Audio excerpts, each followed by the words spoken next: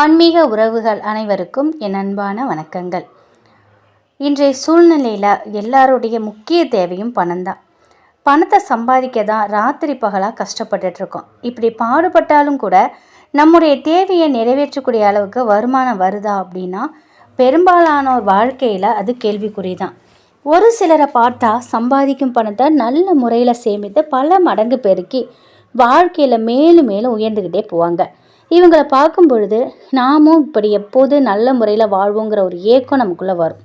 அப்படியான ஏக்கம் மாறி நாமும் நல்ல முறையில் சம்பாதிச்சு வருமானத்தை பெருக்கிக் கொள்வதற்கான சில எளிமையான பரிகார முறைகள் தான் இந்த பதிவில் நம்ம பார்க்க போகிறோம். முதல்ல வருமானத்தை பெருக்குவதற்காக செய்யப்படும் இந்த பரிகார முறைகளை செய்யறதுக்கு முன்னாடி மனதளவில் நம்முடைய வருமானம் மேலும் மேலும் உயரும், நம்மாலும் நம்முடைய வருமானத்தை பெருக்கிக் கொள்ள முடியும் அப்படிங்கிற நம்பிக்கையை நம்ம வளர்த்துக்கணும். அதோடு சேர்த்து இந்த பரிகாரத்தை முழு நம்பிக்கையோட மகிழ்ச்சியோடு செய்யணும். நம்முடைய எண்ணத்திற்கு இருக்கும் சக்தி வேறு எதற்குமே இல்லை அப்படிங்கிறத நம்ம உணரணும். அதனால் முதல்ல நீங்கள் இது மனசளவில் நீங்கள் தயாராகிக்கோங்க. அடுத்தது சம்பளம் வாங்கினதும் அதை வரும் வழியிலேயே செலவு செய்யக்கூடாது, நேராக வீட்டிற்கு தான் எடுத்துகிட்டு வரணும்.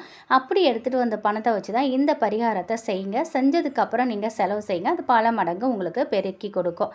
இந்த பரிகாரம் செய்வதற்கு முதல்ல பூஜாரியில் உங்கள் குலதெய்வத்தை நல்லா வணங்கிக்கோங்க. ஒரு தீபம் வேணாலும் ஏற்றி வச்சுக்கோங்க. அதுக்கப்புறம் ஒரு சின்ன தட்டை எடுத்து அதில் சிகப்பு நிற துணியை போட்டு அதில் கொஞ்சம் பச்சை அரிசியை பரப்பி வைக்கணும். அந்த அரிசி மேலே நீங்கள் வாங்கிட்டு வந்த சம்பளத்தை வைங்க. அந்த சம்பளத்தோடு சேர்த்து ஏதாவது ஒரு ரூபாயோ இல்லை 5 ரூபாயோ இல்லை 10 ரூபாயோ எதுவாக வேணாமலும் இருக்கலாம், அதை எடுத்து நீங்கள் மேலே வைங்க. இந்த முறையை உங்களுடைய பூஜாரியில் தான் நீங்கள் செய்யணும். பூஜையை செய்யும்பொழுது உங்களுடைய குலதெய்வம், இஷ்ட தெய்வம் யாரை வேணாலும் நீங்கள் மனதார நினச்சிக்கோங்க. பூஜை செஞ்சதுக்கப்புறம் பணத்தை குறைஞ்சது ஒரு 3 மணி நேரம் அந்த பூஜை அறையிலேயே அப்படியே வச்சுருங்க. இதற்கிடையில் பணத்தை நீங்கள் எடுக்கக்கூடாது. அப்படி பணத்தை வைக்கும்பொழுது நீங்கள் உங்களுடைய குலதெய்வத்தை நினைத்து மனசார பிரார்த்தனை பண்ணிக்கோங்க. இது இன்னும் இந்த பரிகாரத்திற்கு பல மடங்கு பலனை உங்களுக்கு பெருக்கி கொடுக்கும். அதுக்கப்புறமா சம்பள பணத்திலிருந்து கொஞ்சம் பணத்தை எடுத்து, அதாவது நம்ம வச்சோம் இல்லையா, 1 ரூபா காசு இல்லை 10 ரூபா, இப்படி 100 ரூபா கூட எதுவாக வேணாலும் இருக்கலாம், உங்கள் வசதியை பொறுத்து ஒரு சின்ன சிகப்பு துணியில் அந்த பணத்தை கட்டி நீங்கள் அந்த பணம் முடித்த பீரோவில் வச்சுருங்க. அதை எடுக்க வேணாம், அப்படியே பீரோவிலே இருக்கட்டும்.